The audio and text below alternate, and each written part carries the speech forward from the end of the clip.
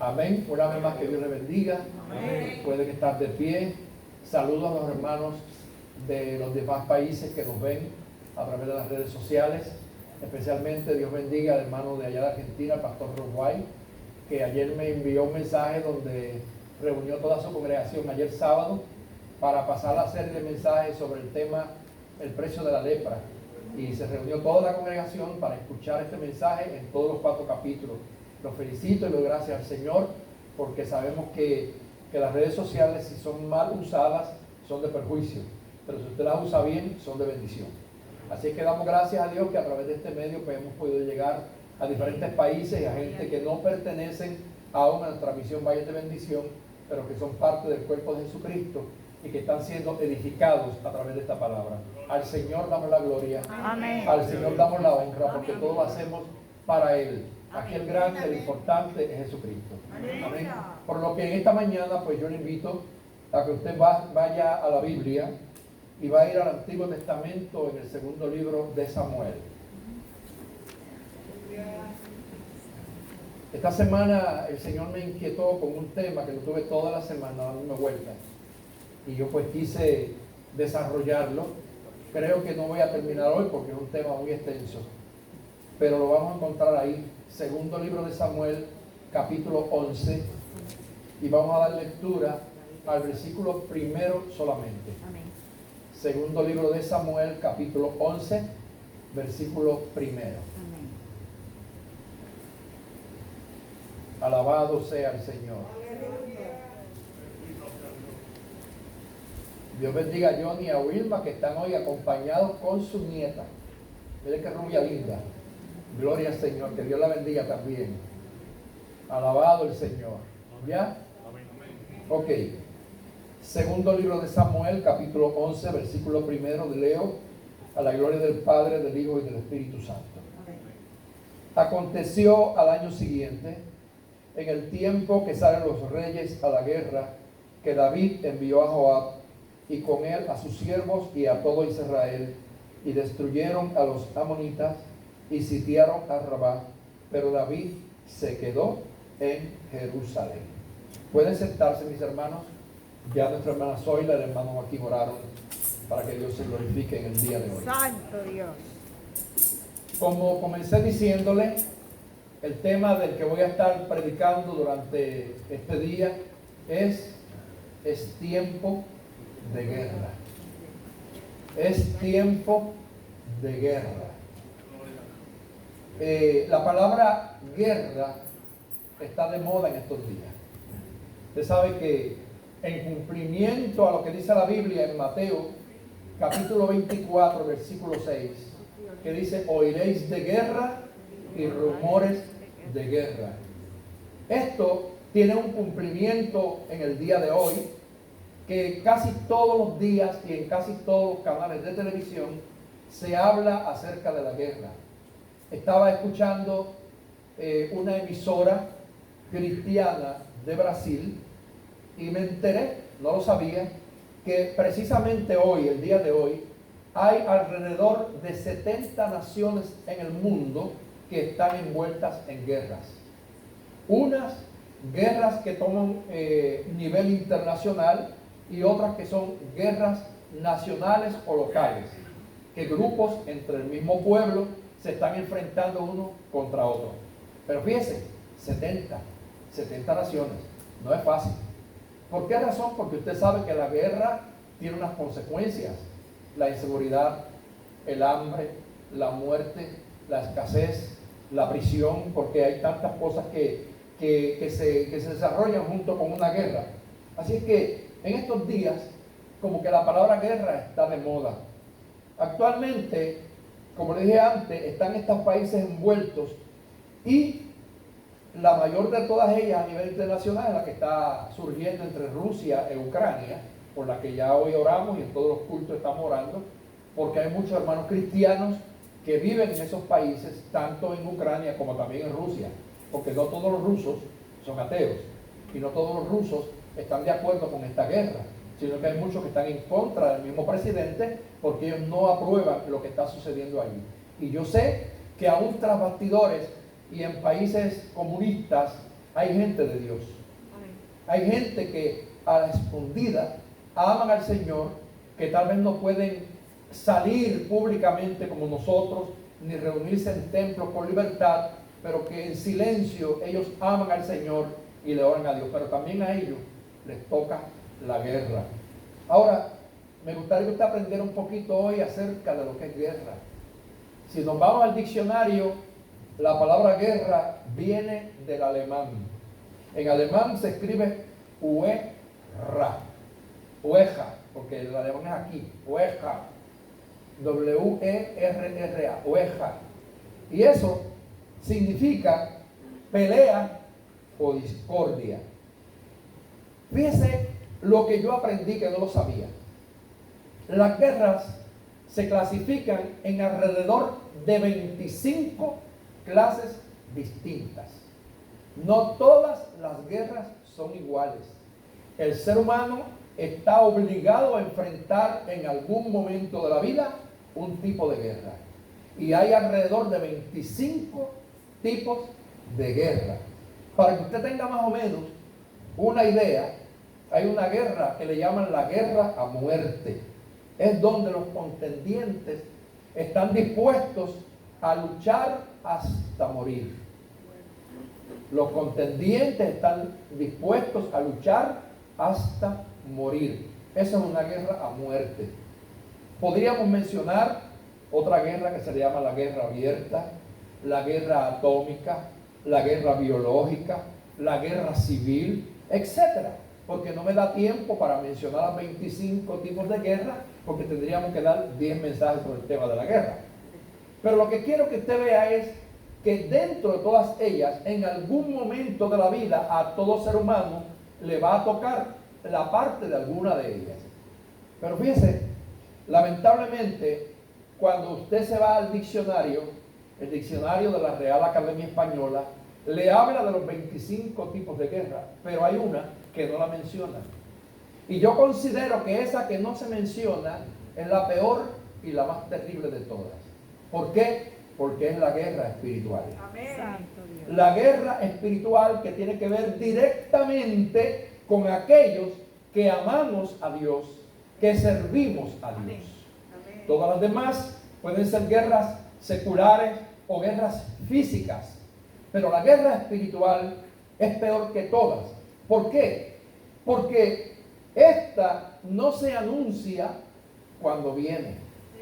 Las demás guerras siempre hay un proceso para comenzar, porque cuando un país va a entrar en guerra, primero usan lo que se llama la diplomacia. Y comienzan los líderes a sentarse para hablar, dialogar, establecer algunas cosas, a ver si pueden evitar el uso de las armas letales. Y muchas veces hay de estas guerras que se evitan porque se llega a un acuerdo. Pero en la guerra espiritual no existe el diálogo. No hay partes que se sienten a hablar de diplomacia. Porque la guerra espiritual surge repentinamente y sin avisos previos. Y esto compete directamente a ti y a mí. A los que conocemos al Señor, porque los del mundo no tienen ningún entendimiento sobre lo que son guerras espirituales, porque ellos viven todo el tiempo envueltos en una guerra de la cual ellos ni conocen. Y son parte, en realidad, de la parte mala de la guerra. Porque siempre en la parte de la guerra hay dos partes, una buena y una mala. Una invasor y uno invadido. Uno cruel y uno víctima. Siempre sucede así. Pues hermanos, esta guerra espiritual es peor que todas. ¿Por qué? Porque los contendientes o los contendores no se ven. No se ven. En la guerra de Ucrania y Rusia, los rusos ven a los ucranianos y los ucranianos ven a los rusos. Se ven, ya sea desde el área, desde el aire, se ven cuando los tanques van entrando a las ciudades, se ven. Pero en la guerra espiritual, los contendientes no se ven ni se conocen. Porque en la guerra espiritual, tú que eres humano, estás visible, pero tu enemigo es invisible. Tú no lo ves. Así es que Además de que tu contendiente es invisible, las armas de ellos y las tuyas también son invisibles. Porque la Biblia habla que las armas de nuestra milicia no son armas visibles, sino son armas espirituales. Por eso es que este mensaje yo quiero que cree conciencia en mí primeramente y en todos los que lo escuchan a nivel local y a los que lo van a ver a nivel internacional. Quieras tú, quiera yo, no quieras tú, no quiera yo, estamos en tiempo de guerra. No podemos impedirlo, estamos en tiempo de guerra. Guerra humana y guerra espiritual. Posiblemente a nosotros no nos llegue la guerra de Rusia. ¿Quién sabe? Siempre se siente lo que nos está afectando hoy, por ejemplo, los precios y todos estos asuntos. Ok, pero tal vez aquí no caiga nunca un misil de los de ellos. Pero hay una guerra espiritual de la que no te escapas tú, ni me escapo yo. Que aunque ni Rusia, ni Ucrania, ni Estados Unidos estén envueltos en el conflicto, tú estás envuelto. Tu familia está envuelta. Tu iglesia está envuelta. Todo el que te rodea a tu lado está envuelto, porque es una guerra espiritual que se ha levantado desde el principio en contra de la humanidad para exterminarla. Así que, mis queridos hermanos, otro problema que tenemos con la guerra espiritual es que las guerras físicas son unas guerras que son por temporadas.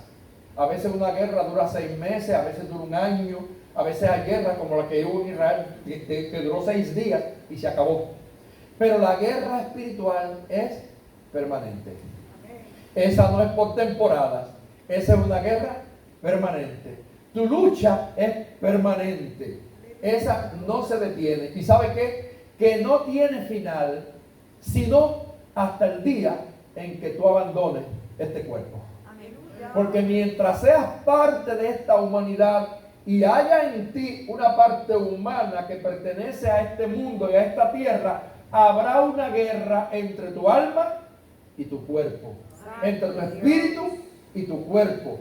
Dice el apóstol Pablo, que habla muy claro acerca de esto, es que tenemos una lucha viva. El espíritu guerrea por subir hacia arriba y la carne guerrea por bajar hacia abajo.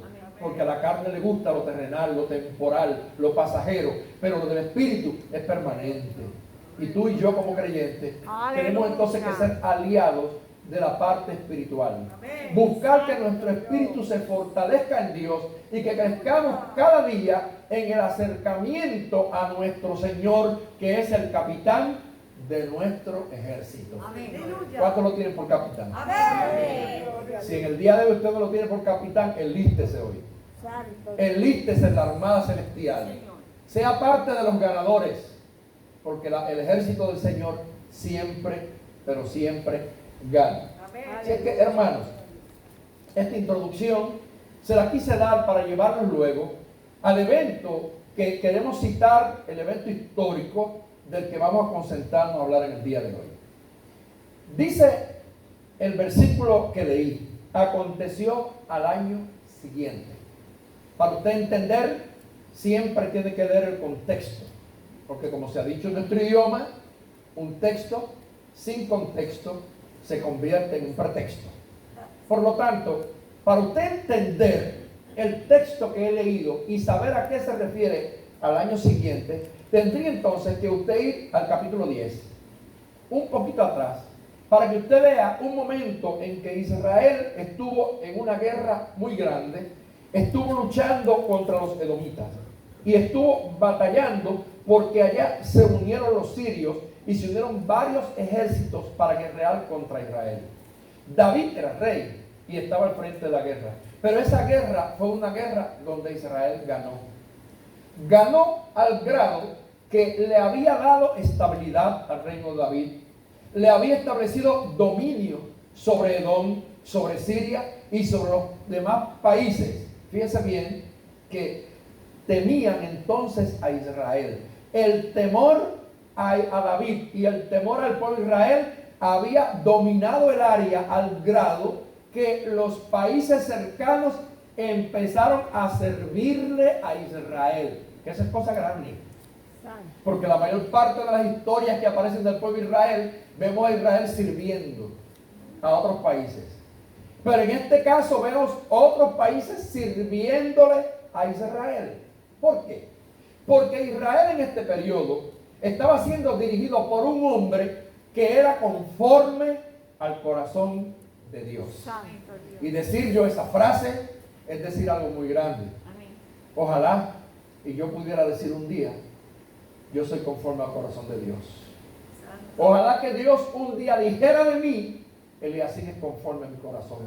Ojalá yo pueda decirlo de ti y pueda decirlo de todos los que me escuchan. Oiga, pero qué gran atributo, qué gran atribución se le otorgó al rey David al decir que este hombre era conforme al corazón de Dios. Y esto no significa que David no era humano y que no tenía debilidades. Las tenía, porque de eso vamos a hablar de aquí en adelante.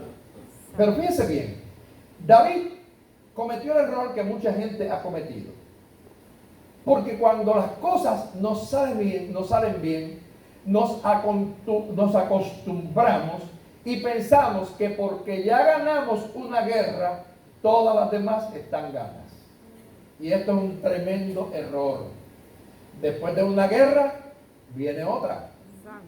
Hubo una primera guerra mundial, una segunda guerra mundial, ha habido guerra de Corea, la guerra de Vietnam, la guerra del Golfo Pérsico, y las guerras no han terminado. Han sido muchas de esas guerras las que han tomado renombre en la historia, y hoy en día la de allá de Ucrania y Rusia. Ahora, en la vida espiritual pasa lo mismo. Todos los que estamos aquí han pasado un momento de guerra. Guerra contra ti mismo, que esa es la peor de las guerras. Porque luchar contra uno que está fuera de ti, tal vez no es tan difícil.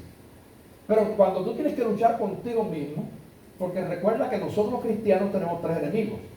Aquí lo saben todos, ¿verdad? Amén. Que son el mundo, el diablo y la carne. Y que yo siempre he dicho que el diablo es malo, malísimo, que el mundo es malo, malísimo, pero el peor de los 3 es la carne. La carne es el peor de los 3, porque la carne vive contigo, duerme contigo, come contigo, se baña contigo, te acompaña donde quiera que tú vas. El diablo es un ser que está fuera de ti y que no puede tocarte si Dios no se lo permite.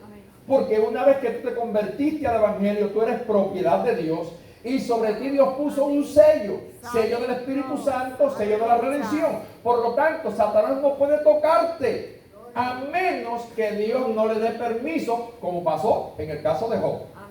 Así es que descártalo. Él es un enemigo, pero no te puede tocar si Dios no se lo permite. Es malo, malísimo. El mundo tampoco está en ti.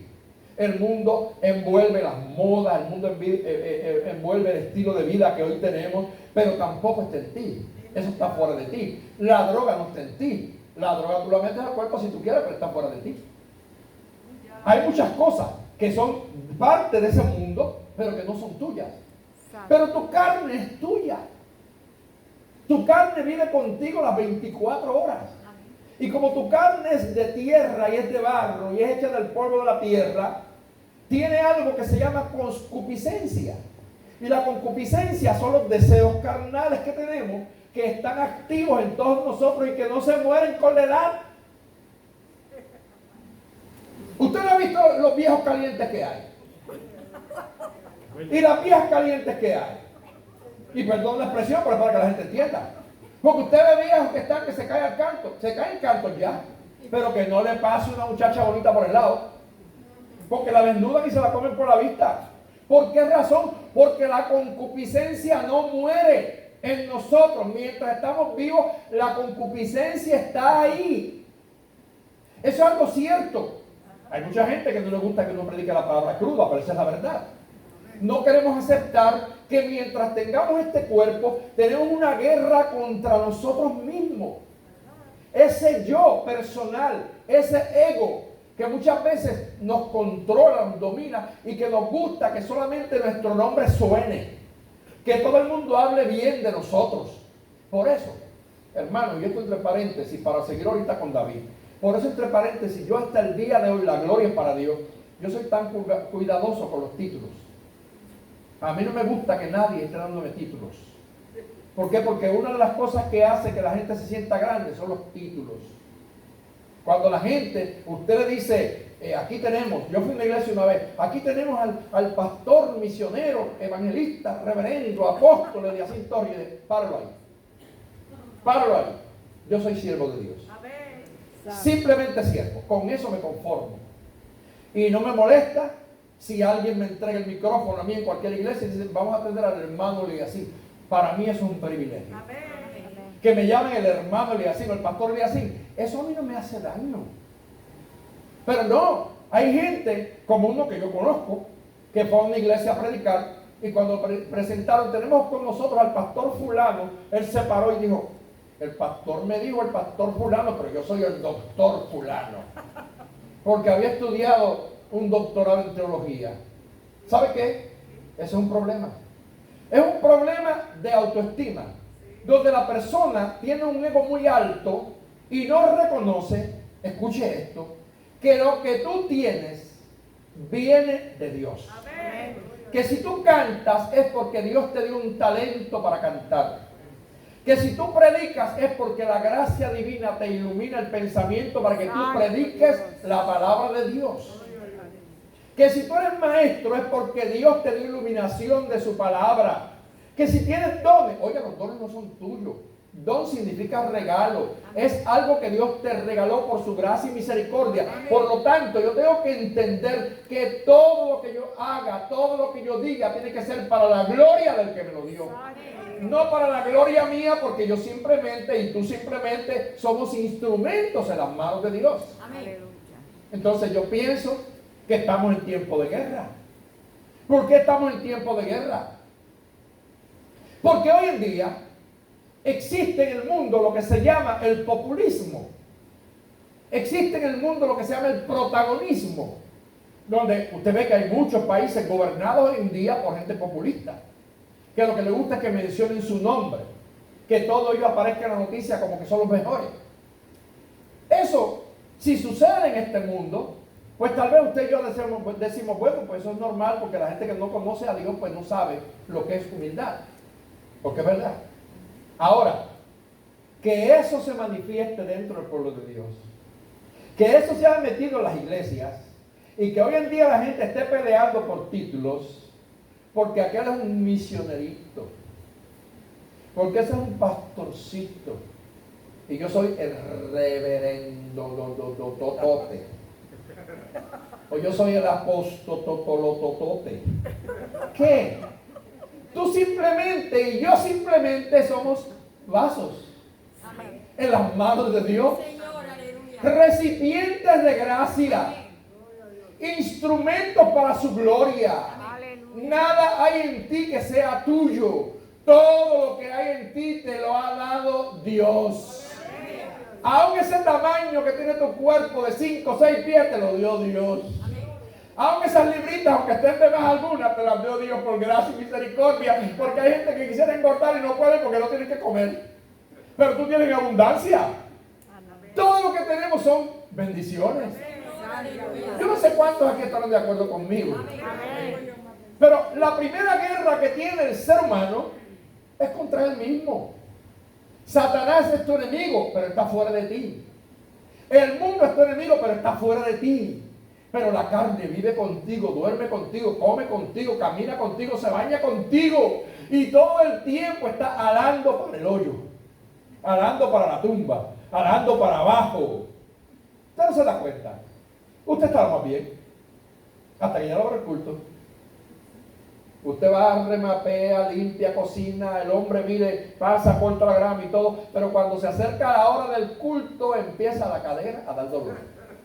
Y empieza la cabeza a dar latido. Y empieza la cintura a molestar. Y usted dice, ay Dios mío, como dice Nilo, él le da. Él le da. No. Muchas veces no es tanto le da. Lo que pasa es que a esta carne le gusta regodearse. A esta carne le gusta estar sentada. Y ahorita vamos a ver un poquito de eso. Oiga, qué tremendo. Es una guerra espiritual que tenemos todo el tiempo contra nosotros mismos. Para que no le sirvamos a Dios. Ahora, fíjese lo que le pasa al rey David. David se confía mucho porque ganó, porque ahora hay pueblos que le sirven, porque hay un periodo de tranquilidad. Pero ¿qué pasa? Que aparentemente, según la costumbre, había una época que se le conocía como la época de guerra, y que la Biblia dice, aconteció el año siguiente. Y fíjense lo que dice bien, es en el tiempo en que salen a los reyes a la guerra, el tiempo en que salen los reyes a la guerra. O sea, parece que la gente a veces antes guerreaba por chiste, guerreaba como por gusto. Sí, y usted sabe que eso pasa hoy en día también. Hay muchas guerras que son planificadas porque a veces cuando ven que la economía del mundo como que está fallando y la cosa no está produciendo, se inventan una guerra. ¿Para qué? Para que a través de esa guerra se cree una crisis económica y que inmediatamente comiencen los países a invertir lo que tienen guardado en sus caudales. ¿Usted no cree que esto del COVID ha sido un negocio redondo? Sí, esto ha sido un negocio redondo. De que existe el COVID, sí existe. Yo sé que existe el COVID. Pero detrás del COVID hay un negocio redondo porque hay miles y millones de gente que se han lucrado, que se han hecho ricos y millonarios. Cuando nos impusieron la mascarilla esta a todo el mundo, ¿sabe cuántos millones han hecho los fabricantes de mascarillas? ¿Sabe cuántos millones han hecho los laboratorios en las pruebas para ver si la gente tiene o no tiene el COVID? ¿Sabe cuántos millones han hecho las farmacéuticas inventando las supuestas vacunas? Y digo supuestas porque todavía eso está por verse. Porque una vacuna de polio se la pone a un niño y nunca le da polio. Le pone una vacuna de viruela a una persona y nunca le da viruela. Pero le ponen 4 de COVID a la gente y le siguen dando el COVID. ¿Sí o no? Tal vez hay alguien que se enoje conmigo, que se enoje. Pero es que esta es la verdad. Nos pusieron la primera, nos pusieron la segunda, a mí me pusieron ya la tercera refuerzo. Ahora están llamando que me ponen que el segundo refuerzo. Porque después que yo tenía 2, me dio COVID. No me morí. Pero hay gente que no se ha puesto ni uno y no se ha muerto tampoco. Aquí hay 2 o 3. Y yo no estoy predicando en contra de la vacuna. No. Escúchame, yo estoy hablando realidades. Realidades. El que quiera ponérsela es libre de ponérsela. Yo me puse 3, no hay problema. El que no se la ha puesto, yo lo respeto. Yo lo respeto, esa es su decisión personal. Pero lo que quiero llevar no es si la vacuna es efectiva o no. A lo que quiero llegar es que hay cosas que los seres humanos las implantan, las inventan porque han caído en un momento de crisis económica y quieren utilizarla como un medio para llenar nuevamente sus arcas. Y a través del COVID, miles y millones están hechos millonarios. Porque tristemente, la desgracia de uno es la cosecha de otro. Yo nunca me olvido, porque yo soy casi haitiano y ustedes lo saben. Del 2010, cuando hubo el terremoto de Haití, que yo fui, yo llegué al segundo día después del terremoto. Yo viví cosas que todavía me tienen marcado. ¿Por qué? Porque llegar a un país donde había surgido un terremoto 7.3 y que habían 316,000 muertos, que no era chiste, y que yo me tuve que ver envuelto en una situación con un bastón porque estaba doblado en ese tiempo enfermo, y que tenía que pasar por las calles donde habían cientos de cadáveres, y que usted veía los fluidos de los cadáveres corriendo por las calles, el mosquero, los gusanos, en vivo. No era chiste, en vivo. Y usted tenía que ponerse más de 2 mascarillas porque no podía respirar la peste. No era fácil. Inmediatamente aparecieron unas organizaciones supuestamente sin fines de lucro y empezaron a hacer fundaciones como la Clinton y un montón de gente para ayudar a Haití. Los países se desbordaron dando dinero. Pero ¿dónde está ese dinero? El último presidente que mataron en Haití, él dijo que simplemente Haití lo que llegó fue un 25% de lo que los países prometieron. El otro 75, ¿a dónde quedó? Los grandes del mundo se lo echaron al bolsillo. Las supuestas organizaciones sin fines de lucro y de beneficencia se apoderaron del dinero que fue designado para los pobres. Y los haitianos siguieron igual, y todavía a esta hora, que ya han pasado 12 años, todavía en Haití hay gente que perdieron la casa y todavía están durmiendo en la calle. Y aunque las naciones enviaron millones para ayudarlos, ni una casita de campaña les regalaron. Los que fueron conmigo son testigos. Aquí tenemos Edgardo. No sé si alguien más fue en el periodo conmigo, los que está aquí. Porque nosotros ese año dimos 8 viajes a Haití. Yo recuerdo una noche que me fui con la periodista, hija de este hombre, de Silverio Pérez, Andrea, que Dios la bendiga, donde está una muchacha que se entregó conmigo a trabajar en esos días, que buscamos donativos, que buscamos de cuanta cosa, para arriba y para abajo. Y mire, yo recuerdo que una noche nos fuimos, mire, con ¿cuántas eran? 60,000 cajitas de cornflakes. Y fuimos y sacamos un permiso de la policía. Y nos íbamos a diferentes puntos de la capital a repartirle cornflakes a la gente que estaba muriendo de hambre. Y la gente peleaba, que la policía tuvo que luchar con ellos para controlar las filas. Eso era terrible. Y nos íbamos de un punto al otro. Eso fue grande, hermanos. Nosotros llevamos más de 700 casas de campaña. Llevamos cuántos sillones de ruedas, cuántas muletas, camas de hospital. Y esa ayuda, gloria a Dios, llegó a donde tenía que llegar.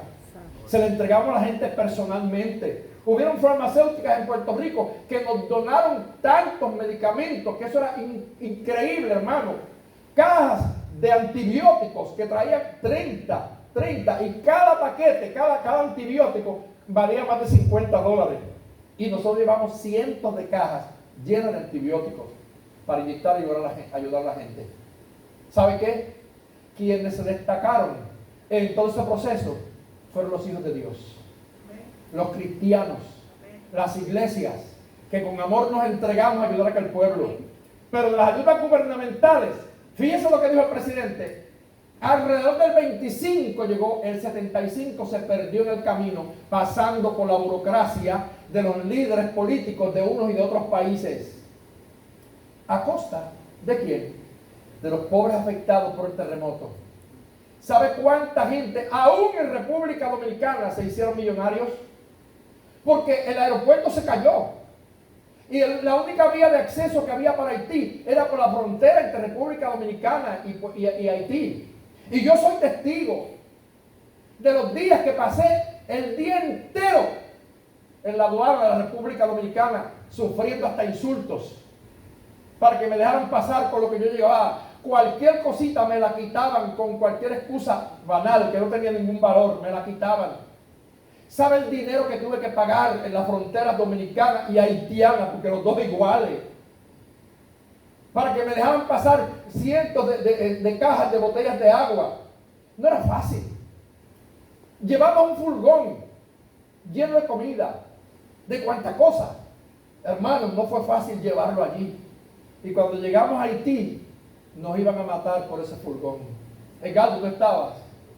Mira, hermano, lo llevamos a una oficina, a unos terrenos de un concilio, del Concilio Evangélico de Haití.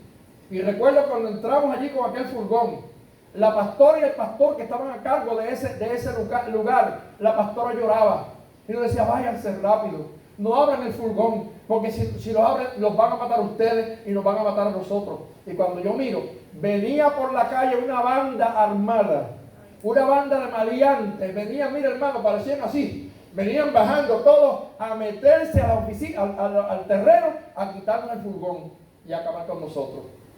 Nunca me olvido, aquel día para mí, hermano, creo que si nunca la presión se me había subido, me subió. Tuvimos que hacer estrategias. Yo tuve que alquilar 3 o 4 camiones haitianos, darle órdenes para que se fueran por diferentes rutas y encerrarnos en un cañaveral, metidos en un cañaveral a las 12:30 de la noche, poner aquel furgón así en cierta forma y los camiones en reversa para vaciar, y yo con un palo en la mano para darle un palo en la cabeza al que hablara. Ríase. ¿Sabe por qué? Porque si alguien hablaba, los invasores o enemigos maleantes nos mataban a todos. Y yo desde que llegué dije, nadie hable, todo el mundo trabaje como la hormiga, calladito, y el que hable, un centellazo a la cabeza, para que no hable. Gracias a Dios que todo el mundo me obedeció, no tengo que usar el palo. Pero son decisiones que uno tiene que tomar, porque es que la vida mía estaba en riesgo, la de todo el mundo. Y cuando llenamos los 3 camiones, hermano, que vamos a cruzar la capital, a la 1 de la mañana me paró la policía haitiana en aquel tiempo a quitarme las camas de hospital, que yo llevé 24 camas de hospital, que por cierto me lo había regalado el hermano Alberti, que no era todavía miembro de esta iglesia. Y yo tuve esa hora que sacar dólares, no haitianos, dólares americanos, para darle a la policía para que me dejaran pasar.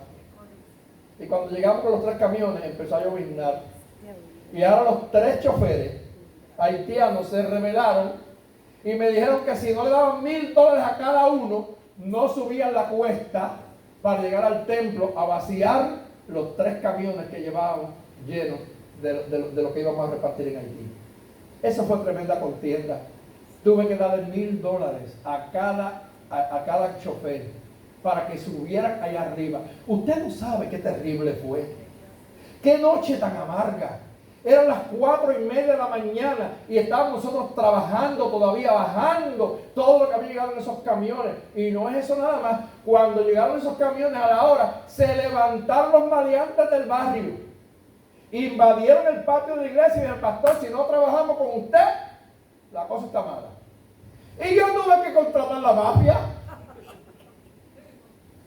Tuve que pagarle a los mafiosos, el que anda es testigo, Dios sabe que no miento, pagarle a los mafiosos para que se pusieran el uniforme de la iglesia, para que nos ayudaran a bajar todo el equipo que llevaba aquellos camiones para meter en la escuela. Hermanos, no fue fácil. Eso es muy fácil de acá hablar, pero ir al terreno de guerra no es fácil. Estamos en tiempo de guerra. Le estoy predicando sobre ese tema porque estamos en tiempo de guerra. Hay una oposición total contra todo aquello que tiene que ver con el nombre y con el pueblo del Dios Santo. Se levantan los gobiernos, se levantan las leyes, se levantan los ricos, se levantan los religiosos en contra del pueblo del Señor. Pero gloria a Dios porque Cristo es varón de guerra y Él no ha perdido ni una sola batalla. Y tú y yo estamos aquí hoy en victoria en el nombre del Señor. Fue terrible. Logramos bajar todo aquello. Recuerdo que una de las noches ya el grupo se había venido para acá, yo me quedé en Haití. Y la periodista, Andrea, me dijo, pastor, vamos a salir a las calles a esa hora a sacar fotos para lo que ella iba a publicar, para el reportaje que iba a hacer. A las 2 de la mañana estaban las calles de Haití en tinieblas. Y estaban todas llenas de gente, mucha gente durmiendo en las calles, muchas por montones. Y nosotros salimos a la calle, en la avenida que queda frente a nuestro templo, a grabar. Y de momento yo veo a un muchacho, que era uno de los del grupo, de los de allí, de los que trafican, que estaba en la calle con un machete. Y él a mí, conmigo él no quiere cuenta. Él a mí me ama muchísimo. Y él tiene unas trenzas que le llegan acá abajo. Pero él, yo soy su pastor. Él dice a todo el mundo que yo soy su pastor. Y la vez que yo tuve el accidente en Haití, cuando mi guagua se fue por una cuesta y de milagro no me maté porque me estrellé contra un camión por allá a más de 60 millas, que Dios me libró la vida. El primero que corrió a sacarme del camión fue ese hombre, que llegó allí con esas trenzas así acá abajo y levantó las manos y me decía, pastor, Jehová tiene planes con tu vida. Si tú estás vivo, pastor, Jehová tiene planes con tu vida, porque mi guagua fue perdida total y yo no sufrí ni un rasguño, porque la guerra tuya y la guerra mía la pelea Jehová. Y no importa la estrategia que use tu enemigo, tú eres victorioso en el nombre del Señor. Y recuerdo que esa noche, cuando yo estuve en la calle con Andrea, lo veo a él que anda con un machete. Y yo le dije, Pablito, ¿y qué tú haces en la calle a esta hora? Y me dijo, pastor, cuidándolo a usted. Y dije, a mí. Y me dijo, mire, y me enseñó los demás mafiosos.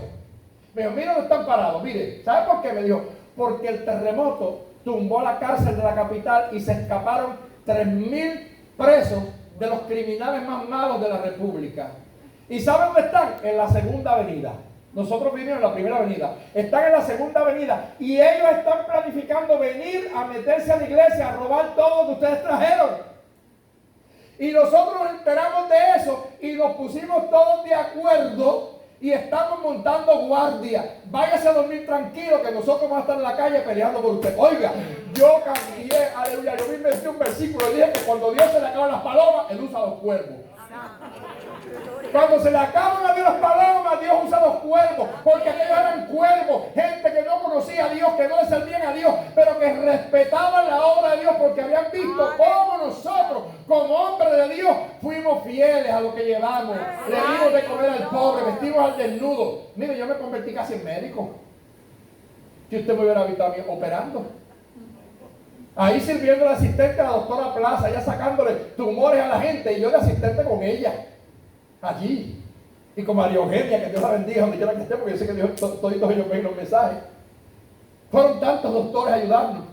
Nos tuvimos que meter en territorios terribles. Era una guerra sin cuartel. Mire, llevamos una vez un grupo de 13 médicos y empezamos a recetar gente, a atender gente a las 8 de la mañana. Eran las 8 de la noche y todavía estábamos allí de pie. Yo desayunaba y almorzaba allí, en la puerta de la escuela, porque yo era el que distribuía los medicamentos a toda esa gente, porque los médicos lo recetaban, lo escribían una receta, y el otro grupo de médicos despachaba la receta, y yo tenía que explicarle a los miles de pacientes cómo iban a utilizar los medicamentos. De las 8 de la mañana a las 8 de la noche, hubo un día que hasta la presión se me bajó y por poco me muero. Tuvieron que atenderme a mí también, porque uno sin comer, sentado el día entero batallando. No es fácil la guerra. Y aún así, llegó una señora que no era de nuestra fe y quería colársela al grupo. Y en esto yo soy muy estricto, porque para mí todo el mundo vale igual. Yo nunca le he dado preferencias a nadie por el lugar o la posición que ocupen. Si hay una fila, la haces como todo el mundo.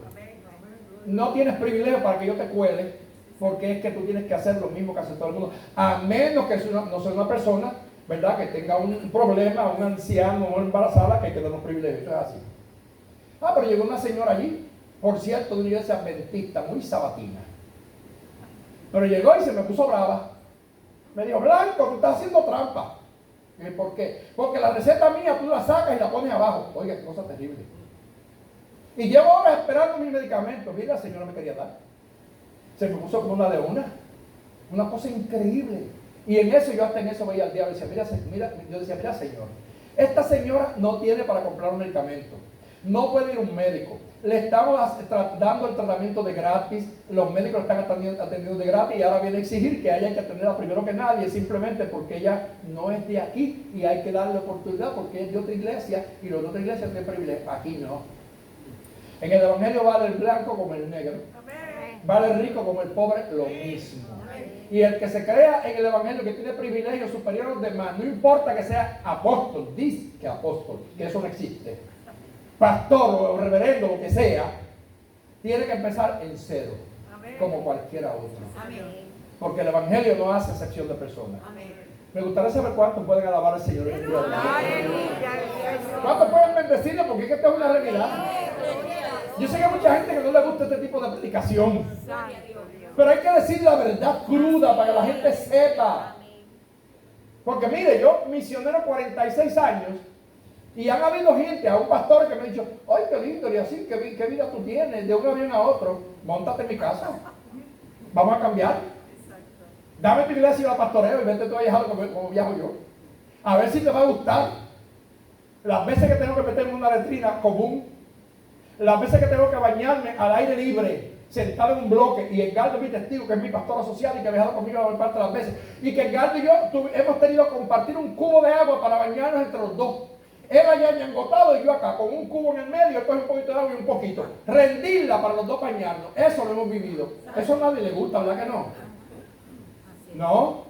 Tener que pararnos en un camino, un día que vamos para Condefe, y se nos daña la guagua y vamos muertos del hambre, y tener que levantarme a esa hora, empezar a buscar leña para prender un fuego a la orilla de un camino, y allí ponerme yo, coger un caldero prestado de gente que yo ni conocía, para guisar un canto de pollo y hacer un arroz en la calle.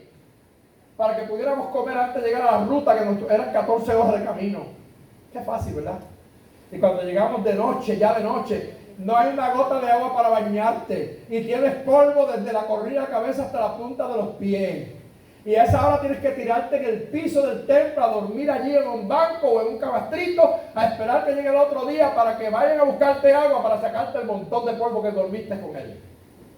Oiga, qué chiste es esto, ¿verdad? Eso es bueno.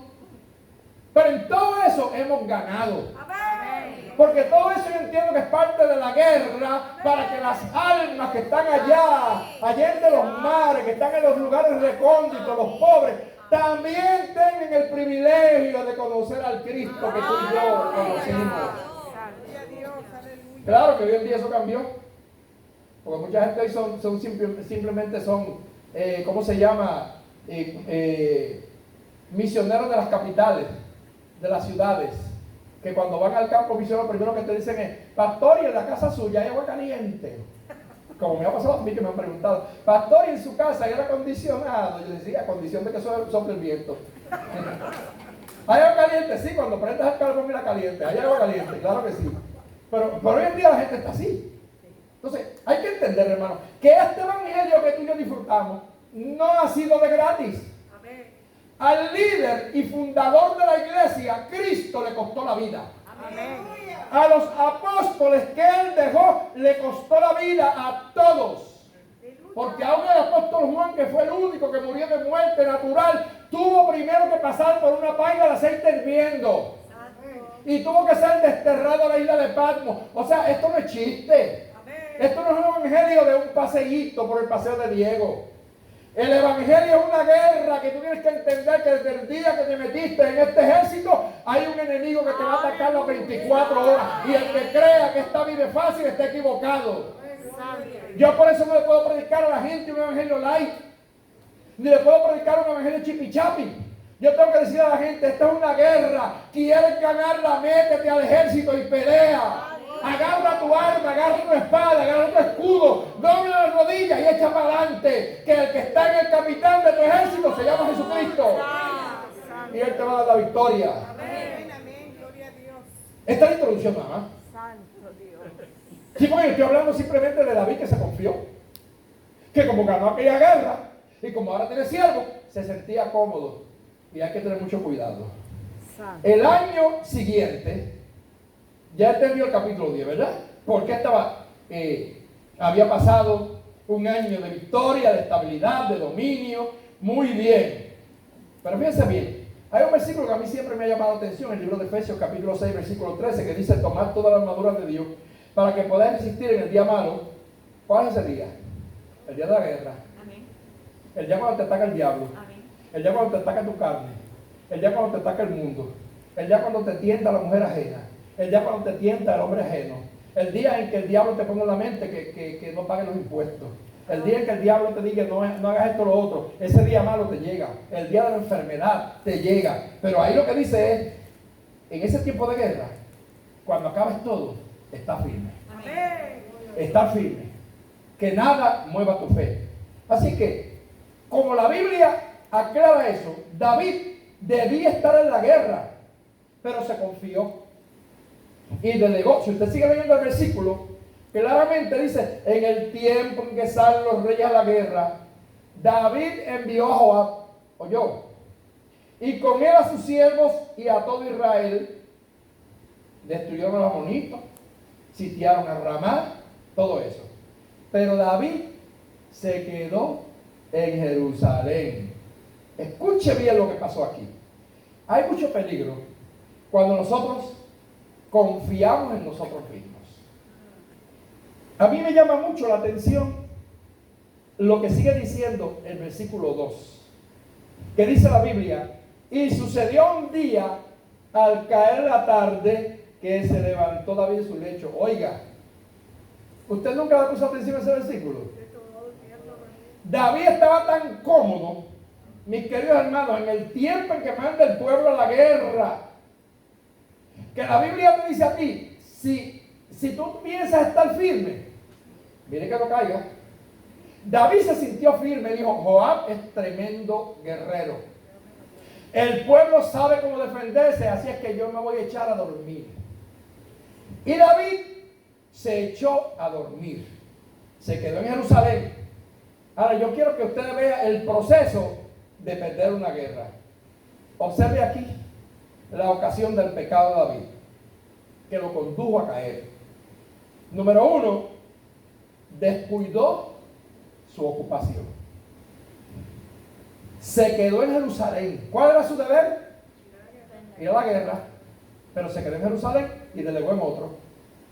Tú y yo, como hombre y mujer de Dios, tenemos que saber que tu responsabilidad es tu responsabilidad. Amén.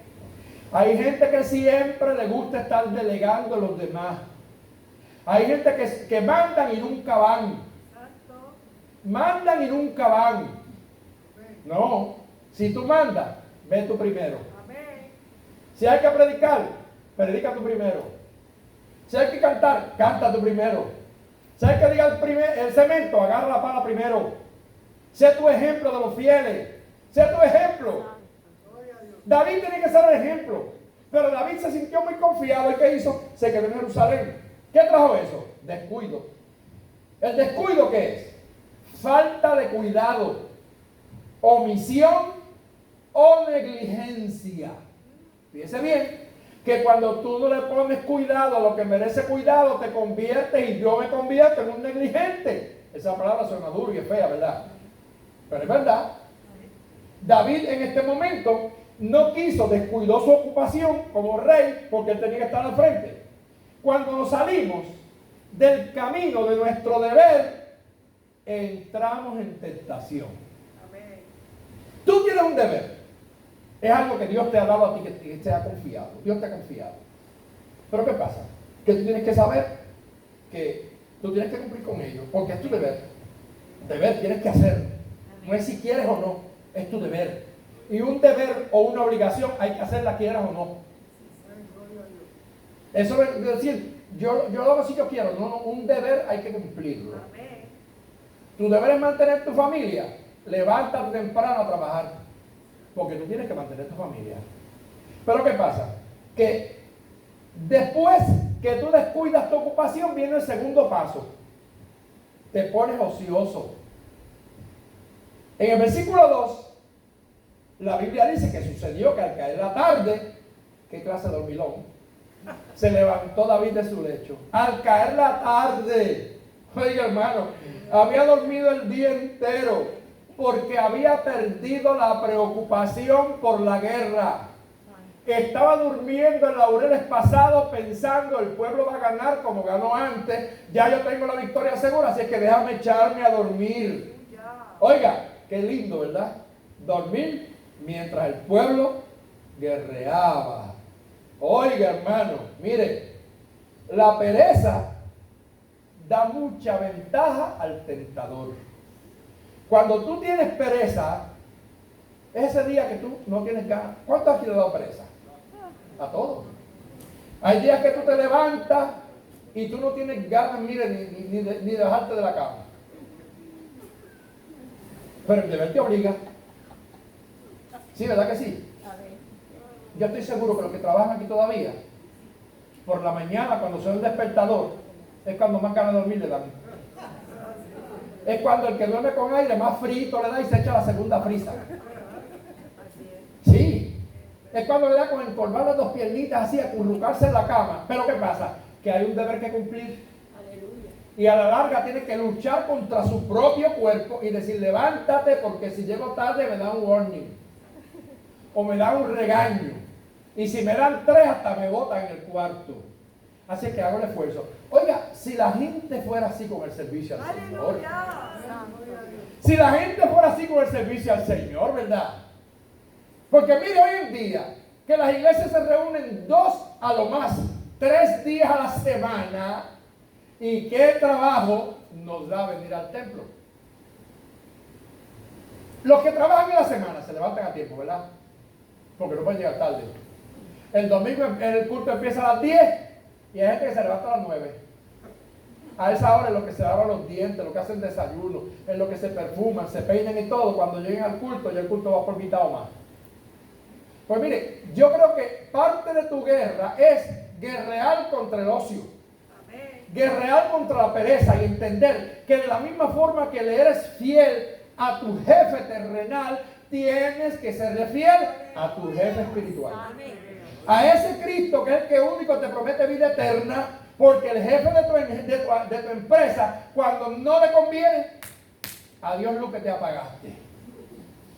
Pero el Cristo nuestro, aún más allá de la muerte, te va a acompañar. Entonces, hay un proceso. La ocasión del pecado comienza con el descuido de la ocupación. Segundo, el ocio se apodera de la persona. Se convierte en un dormilón. Gloria a Dios. ¿Y qué pasa? Que eso da mucha ventaja al enemigo. ¿Por qué Jesús dijo orad y velad? ¿Para qué? Para que no caigáis en tentación. Y uno dormido vela. ¿Qué va a hacer? Es más, mi abuela decía que dormir era la muerte pequeña. Pues cuando tú estás dormido estás muerto, y es verdad. Tú respiras, pero tú no estás consciente de lo que pasa a tu lado. Tú estás dormido profundamente y el ladrón entra y cuando vienes a ver ya está en el cuarto metido contigo, no te diste cuenta porque estás como en un estado de inconsciencia. Entonces da ventaja al tentador en el sentido espiritual hablando. Si David hubiera hecho caso a su ocupación de estar en la guerra como le correspondía y no se hubiera metido a dormir a la hora de la guerra, cuando se levantó a las 3 de la tarde, ya a las 4, o a las 5, o a las 6 de la tarde, porque pues la Biblia dice que fue hasta que se pudiera dormir, ya por la tarde, miren, al caer la tarde, fíjense que ya el sol estaba yéndose.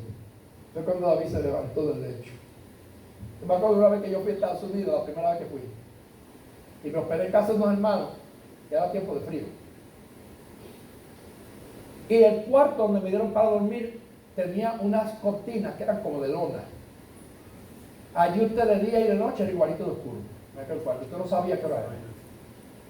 Y yo nunca en mi vida había dormido tanto. Pero en aquella oscuridad, en un lugar donde no había ruido y con un frío tremendo, cuando yo abrí los ojos de repente, yo dije, Dios mío, ¿dónde estoy?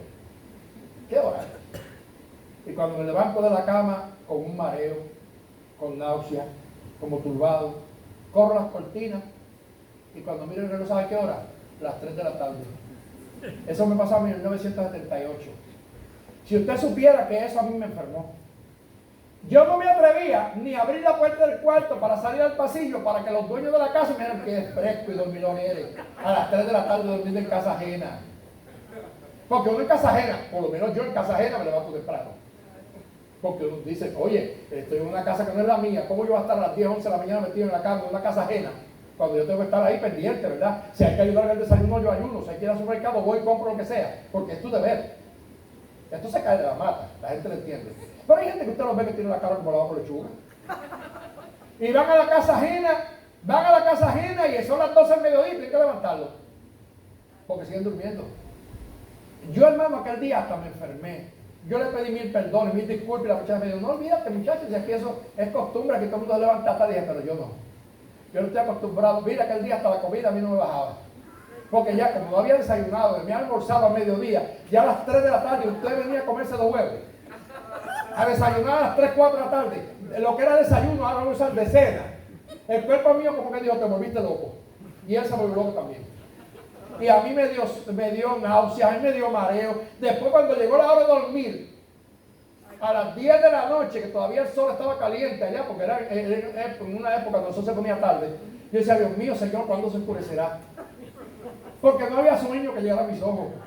La otra noche dije, hasta hoy llegaron las cortinas oscuras. Las abrí toditas. Y como estaba solo en el cuarto, la dejé abierta, cosa que me diera hasta la luz de la luna.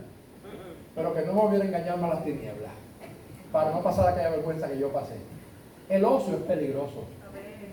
La gente ociosa no sabe qué hacer. Tal vez a usted le ha pasado algún día en la vida que está relax. O sea, que no tiene nada que hacer, no tiene preocupaciones. Y ese es el día que más usted se aburre. Usted dice, Dios mío, ¿qué hago? No encuentro qué hacer. Usted ve que las mujeres barren, friegan, mapean, cocinan, esto y lo otro. Y a la larga barren, friegan, cocinan, mapean de nuevo. Repiten el acto porque es que si se quedan quietas como que se enferman. Se lo digo por doña Candy, ¿verdad? Es como una vaginita. Entonces, ¿qué pasa? El ocio es peligroso.